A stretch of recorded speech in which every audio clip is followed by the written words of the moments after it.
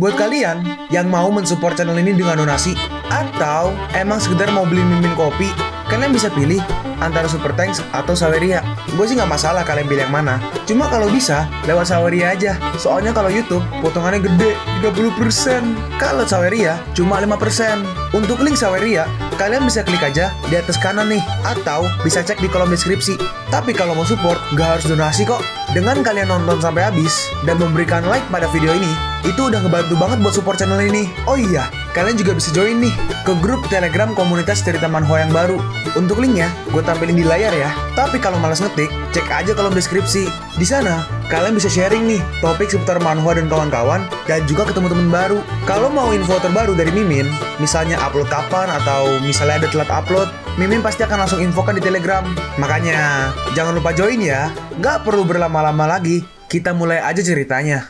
Halo guys, Sabik di sini, dan sebelum mulai ceritanya, gue mau ngumumin nih kalau Mimin sekarang ngadain giveaway. Mimin mau giveaway satu buah HP baru saat nanti udah menyentuh 50.000 subscriber. Untuk ikut atau berpartisipasi ada beberapa syaratnya nih, tapi simple banget. Syarat dan ketentuannya kalian bisa lihat nih di Instagram Mimin. Instagram Mimin tuh nih, Mimin tulis nih HP Sabik 12, atau kalian bisa lihat aja nih di link di deskripsi, udah Mimin cantumin di bawah. Di Instagram Mimin itu ada postingan dengan logo cerita manhwa. Nah, di sana kalian bisa lihat tuh syarat dan ketentuannya. Gak susah kok, syaratnya simple banget. Gak pakai ribet, gak pakai susah. 2 menit selesai. Pemenangnya akan Mimin umumin saat udah menyentuh 50.000 subscriber. Tunggu apa lagi? Makanya yuk, buruan subscribe biar cepet-cepet giveaway-nya. Nanti bakal ada giveaway terus kok, tenang aja. Oke, segitu aja. Kita lanjut ke ceritanya. Choco bertanya, kenapa ini begitu banyak? Itu dikarenakan ada 2 gudang penuh porselen antik. Nah, terus kita lihat nih ada si Pai Hao. Ya, Pai Hao sedang nyuruh-nyuruh orang angkat barang tuh. Pai Hao berkata, itu harus dimasukkan ke dalam penyimpanan sebelum akhir persediaan. Harap berhati-hati, porselen biru dan putih kuci bernilai ratusan juta. Mimin berkata, bajingan itu membuatku semakin kesulitan. Terus Shako berkata nih, apakah bang kita punya cukup uang untuk membeli semua porselen? Tulalam jawab, itu cukup. Kemudian, tapi gak mungkin. Tiba-tiba si Mimi memotong nih, gak mungkin, gak bisa langsung beli, itu curang. Sistem akan menghukum 10 kali. Aku akan menundanya untuk sementara waktu jika aku mengetahuinya. Aku akan mengguncang seseorang untuk menyelesaikannya. Terus datang nih si Wu Shuang, petugas bank dan Leng Yue. Wu Shuang berkata, kau melakukan pekerjaan dengan baik. Aku akan memberimu tugas untuk melindungi Royal Porcelain. Wu Shuang masuk. Wu Shuang melanjutkan nih. Mitsui memiliki pabrik porselen terbesar di dunia, tempat pembakaran kuno yang paling banyak dipugar, dan teknologi pembakaran paling canggih. Ada juga teknologi rahasia seperti glasir berwarna, Cloison, dan Langcai. Jika jatuh ke tangan investor asing, bukankah Huaxia Ceramics akan bertahan dalam nama? Tapi pembeli yang dipilih oleh keluarga Pai kali ini itu adalah investor asing. Xiaoke, aku sekarang secara resmi mempercayakanmu dengan tugas melindungi Royal Gift. Aku berjanji untuk menyelesaikan misi. Aku sangat optimis denganmu. Tuh. Hei. Apa kau pergi sekarang? Kenapa? Xiaoke, aku menelpon Puting dan berjanji untuk tidak menunda tugas. Xiaoke berkata, tetap saja Yue mencintaiku. Hei, jangan gitu, seseorang sedang melihat. Terus datang nih si Leng, tuang muda Leng. Hei kakak ipar, ayo cepatlah. Selain barang antik, aku sudah mengemas sisanya. Hanya saja aku akan giat melakukan perdagangan luar negeri tahun depan. Nah ini Tulala kasih nih sekitar 80 miliar atau lebih. Oke, aku bayar dengan kartu. Terjual habis. Terjual pesanan dalam jumlah besar. Dalam hati Xiaoke, dia dulu adalah bawahanmu. Aku gak menyangka dia menjadi terbelakang setelah jatuh. Terus si Leng Yue jewer si Leng, gue gak tahu ada apa saudaranya lah, entah adiknya entah kakaknya, gue lupa. Nanti tua muda Leng, hei, apa itu doang yang bisa kau beli Apa gak bisa kau mengambil semuanya? Tua muda Leng menjawab, aku gak mengerti barang antik, dan bahkan jika aku mengoleksinya, mereka tidak akan laku. Hanya 1 hari sudah terlambat untuk menemukan orang-orang itu di Laut Cina Timur. Petugas Wang berkata, ikutlah denganku. Aku tahu siapa yang harus dicari. Sekarang kita pergi nih ke Fan Chiayuan. Mungkin rumahnya Fan Yaochu kali ya. Soalnya kita lihat di sini ada Fan Yaochu nih. Semprot cangkir toples ayam warna. Lihat cok, mangkoknya mangkok bakmi. Semprot cangkir toples ayam warna minceng ini benar-benar sempurna. Nilai 200 juta. Mangkok bakmi 200 juta coba, sabar. 200 juta yuan tuh sekitar 400 M. Ini orang beli 400 mangkok bakmi 400 M. Aduh. Nilai 200 juta. Aku akan menjualnya seharga 300 juta yuan dan menghasilkan laba bersih 100 juta yuan aku benar-benar jenius. Terus petugas Fang muncul nih. Saudaraku, apa yang kau lakukan? Terus mangkuknya kelempar. Cangkir pot ayamku. Terus langsung ditangkap sama Xiaoke nih. Astaga, tadi itu sangat berbahaya. Xiaoke merespon, apa barang palsu ini membuatmu gugup? Hah? Palsu? Terus diambil. Sial, aku adalah salah satu kolektor harta karun terbaik di ibu kota. Aku belum memperhatikannya. Petugas Fang berkata nih, kakak Xiaoke dikenal sebagai Raja Giok di Changcheng. Dia memiliki penglihatan yang bagus. Fang Yaochu berkata nih, dilihat dari tujuanmu, apakah kau di sini untuk memintaku memecahkan tumpukan barang antik di keluarga Pai? Jika kau dapat mengidentifikasi sebagai palsu, aku akan mengemas barang antik keluarga Pai. Tetapi jika kau nggak bisa mengidentifikasinya, jangan salahkan aku karena tidak menyelamatkan hidupmu. Ini radiasi berlebihan. Terus mangkuknya ditaruh, terus dicek beneran. Hah? 999? Kenapa? Bukankah ini porselen? Radiasi semacam ini jika terpapar dalam waktu yang lama tidak hanya akan mengamputasi, tetapi juga membunuh orang. Bajingan Chow Tai, berani kau menipuku? Xiaoke berkata nih, nggak baik kalau kau menghancurkannya. Dia akan mendapatkan uang curian dan mendapatkannya. Oke, terus itu aja kan? Apa kau ingin menyakitiku dengan cara menipuku? Terus si petugas Fang menahannya nih. Hei, jauhkan tanganmu. Terus apa yang harus kita lakukan? Terus ada nih, mereka mengambil kotak aluminium dan pecahan piringnya dimasukin ke dalam sana oleh Xiaoke dan kawan-kawan. Terus si petugas Fang, terus si Fang Yaochu pergi nih ke Chow Tai. Sialan kau.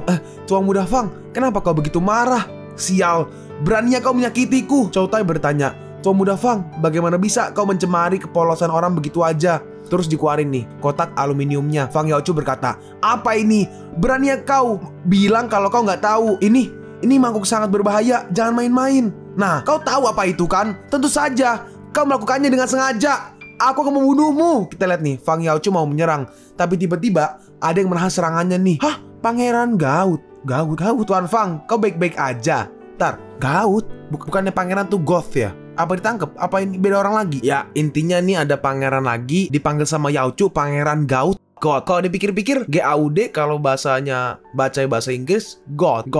Masuk sih. Pangeran Goth mungkin ya, nggak tahu deh.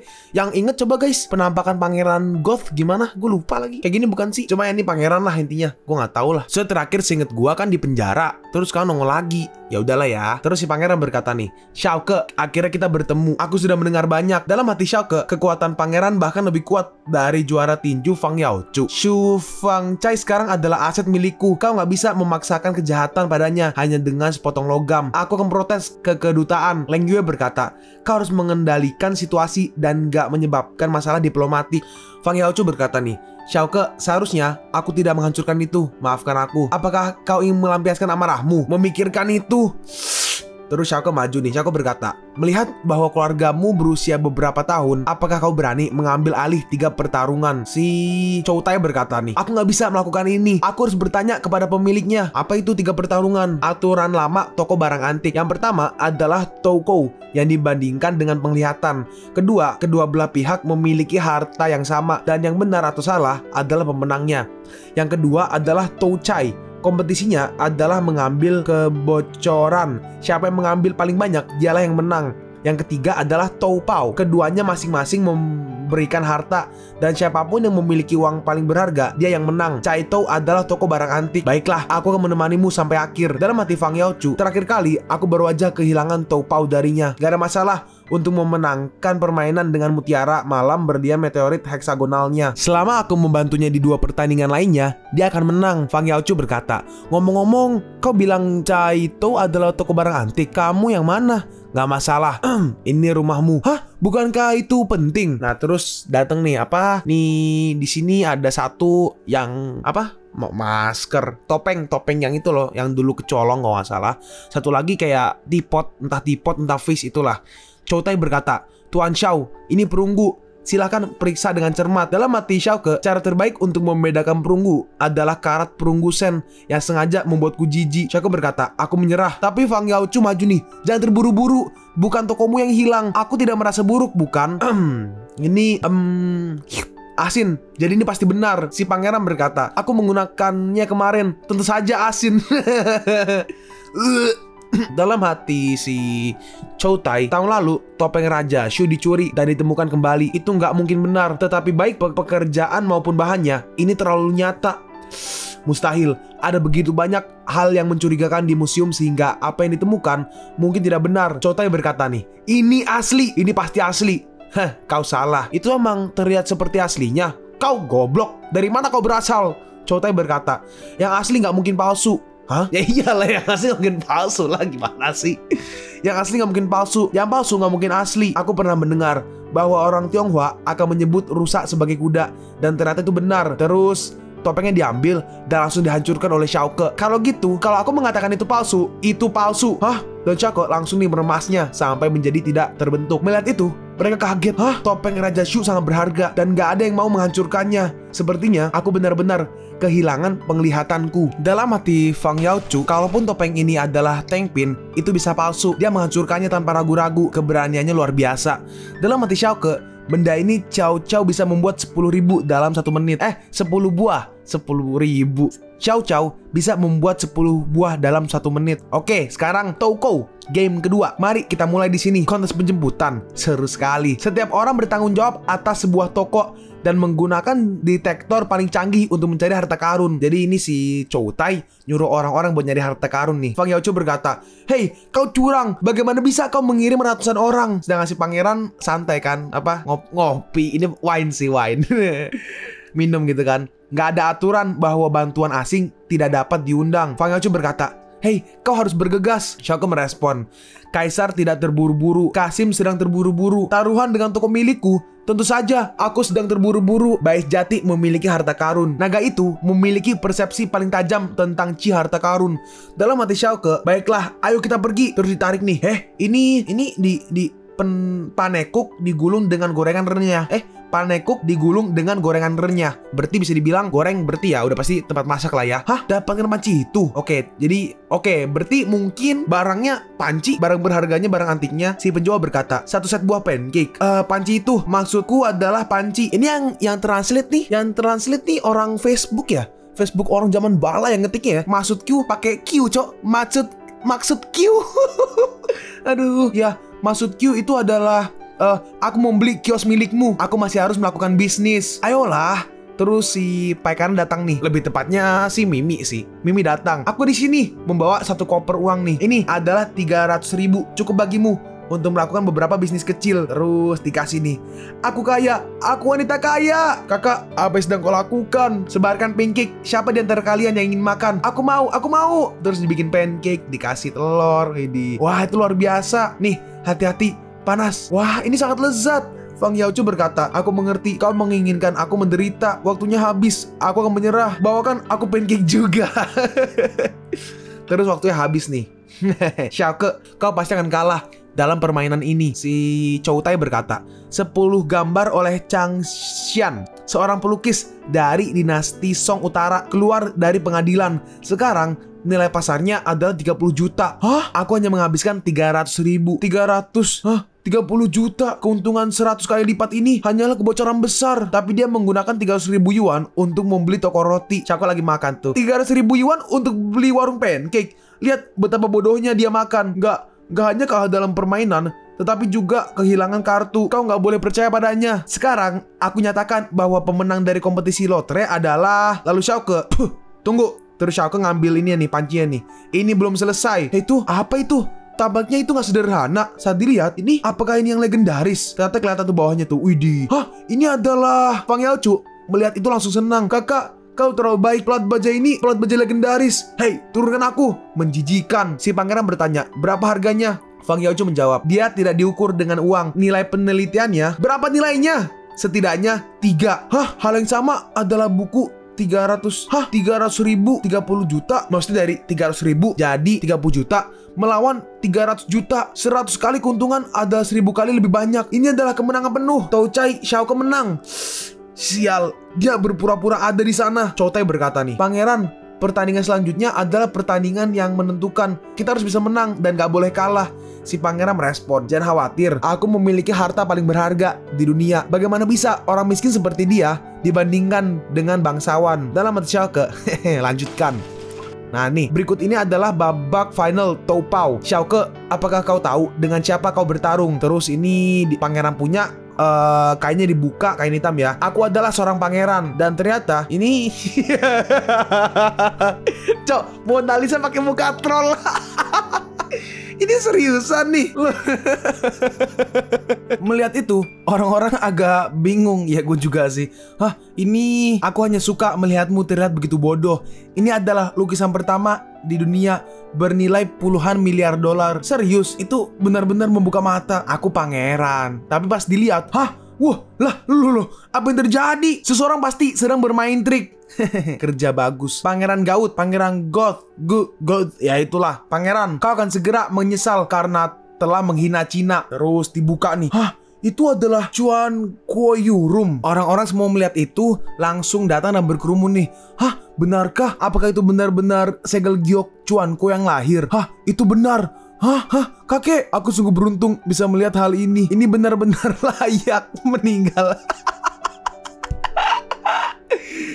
Hah? Apakah segel giok Chuan Ko sangat berharga? Fang Yachu berkata, ternyata aku masih emang pemula. Ini jauh lebih berharga daripada barang-barang lainnya. Tongkat paus dan mahkota ratu 10 miliar dolar gak bisa dibandingkan dengan ini. Hah, benarkah? Iya, kita kalah tuan. Terus tangannya Xiaoke diangkat nih. Aku menyatakan bahwa Xiaoke menang. Weh, aku yang seorang pangeran bisa kalah dari warga sipil. Ini gak mungkin. Terus ini ada suratnya nih. Nah, Shu Fang Chaimu akan menjadi milik Xiaoke. Fang Yachu berkata, bos, toko barang antik bernilai lebih dari 1 miliar ini milikmu. Wih, langsung bos panggilnya. Toko ini adalah untuk membantumu menang. Kau hanya perlu mengikuti kesepakatan kami dan membantuku memecahkan barang antik keluarga Pai. Hah? Xiaoke, kau sangat baik padaku. Aku nggak punya apa-apa untuk membahasnya. Tapi, waduh, prak, ditendang. Nggak, syuh, pergi. Xiaoke berkata, aku sudah menahanmu untuk waktu yang lama. Brengsek. Fang Yaochu merespon, ternyata kau lebih memilih menjadi saudara iparku. Baiklah, ya iyalah cok. Tuan-tuan dan nyonya-nyonya, ruang giok bukanlah sesuatu yang bisa kau tonton kalau kau mau. Mari kita lihat lagi. Aku bersedia menghabiskan 1 juta untuk melihatnya sedikit lebih lama. Kalau kalian ingin melihatnya, mari ikuti aku. Oh, semuanya ikut rame-rame tuh. Widih, yang ikut Testarossa, Bentley, Lamborghini. Widih. Kakak iparku, banyak kolektor besar telah mendengar bahwa ada ruang batu giok dan terbang ke sini dengan pesawat khusus. Aku akan menguangkan barang antik sebanyak yang kau miliki. Oke, terima kasih. Gak perlu berterima kasih. Kita kan keluarga. Tiba-tiba kita keluarga gitu. Mimi berkata, mari kita pergi dan melihat-lihat dulu. Terus nih masuk saat dalam, ternyata Tulala pingsan, entah pingsan, seperti diserang lah. Hei, kau kenapa? Lala, Pai Wuyang membawa seseorang untuk menghancurkannya. Mereka semua menghajarku ketika aku menahan mereka. Pai Wu, aku ingin kau membayar hutangmu dengan darah. Hei, jangan impulsif dulu. Aku gak pernah peduli dengan porselen atau keluarga Pai. Tetapi jika dia melukai orang-orangku, aku akan menghancurkannya. Mimi menahannya nih. Kalau kau keluar seperti ini, semuanya gak bisa diperbaiki. Terus orang-orang kan ikut mereka kan. Hei Xiaoke, apa kau siap? Ada banyak bos besar di sini. Mimin berkata, dalam drama saat ini protagonis wanita terutama menasihati protagonis pria. Saat kau keluar, tugas melindungi Royal Porcelain gagal. Kau juga nggak bisa memperoleh pijakan di Longtu karena ketidakpercayaanmu dengan orang lain. Terus apa yang bisa kulakukan? Tunggu, biarkan aku mencoba. Dalam cahaya suci, rerumputan dan pepohonan yang layu diwarnai hijau. Bunga Chouling bermekaran lagi. Sungai waktu yang panjang mulai mengalir mundur. Terus porselen yang pecah. Aduh, gue sariawan cow, sakit banget ngomong. Porselen yang pecah langsung kayak bener lagi tuh diperbaiki oleh si Mimi. Terus tiba-tiba muncul nih si Pai Hao ya. Iya, Pai Hao. Ternyata Pai Hao membawa orang-orangnya nih. Cepat, bereskan mereka. Lalu Xiaoke mengambil tombaknya dan langsung menyerang mereka semua nih. Dan Xiaoke berhasil nih menangkap Pai Hao. Nah, apakah kau melakukan sesuatu? Hah, bukankah kau pergi ke Fan Qiayuan? Kenapa di gudang? Hah, memainkan trik bodoh ini saat aku tidak ada. Gitu. Terus Pai Hao langsung ditonjok dan ditampar terus-terusan. Kau anjing yang sungguh bodoh. Mereka yang berani menyentuhku akan mati. Nah terus ini di pada waktu yang bersamaan ya. Jadi di waktu yang sama di tempat lain ini ada nih si Pai Hao.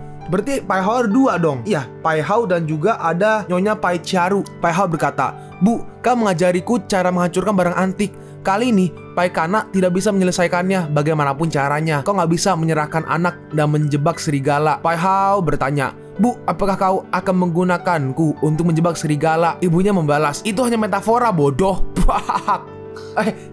Bukan ibu yang ngajar ya. Tiba-tiba si Pai Hao ketonjok tuh, terus ditampar berkali-kali. Ini seperti ada hantu yang sedang memukulku. Hah, tolong, siapapun, aku akan mencarikanmu bantuan. Lalu si Pai Charu keluar nih. Ternyata dia memanggil Cui Shangku yang megang piring mangkok itu loh. Dewi, cepat dan selamatkan anakku. Kalian pun sampai di penghujung video ini. Kalian mau tahu lanjutan chapter ini? Atau manhwa menarik lainnya? Makanya, jangan lupa subscribe biar kalian gak ketinggalan kalau gue upload video baru. Jangan lupa like, komen, dan share ke teman-teman kalian supaya channel ini bisa lebih berkembang ke depannya. Segitu dulu dari video cerita manhwa. Gua Sabik undur diri. See you on the next video. Zaijian.